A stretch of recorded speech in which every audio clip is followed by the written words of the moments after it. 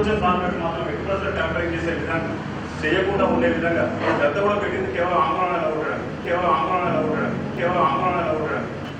హైదరాబాద్లో దాదాపు 1,00,000 మందికి పైగా ఉన్న ఆంధ్ర స్టూడెంట్స్ నిలబడడానికి దాదాపు 50,000 మంది ఉన్న ఆంధ్ర ఉద్యోగులు నిలబడడానికి పెట్టిన సర్వే వాస్తవంగా ఆఫ్ ది రికార్డ్. కాబట్టి ఆ సర్వే మనం విజయవంతం చేయాలని మనం ఇంకా రాసుకోవాలి.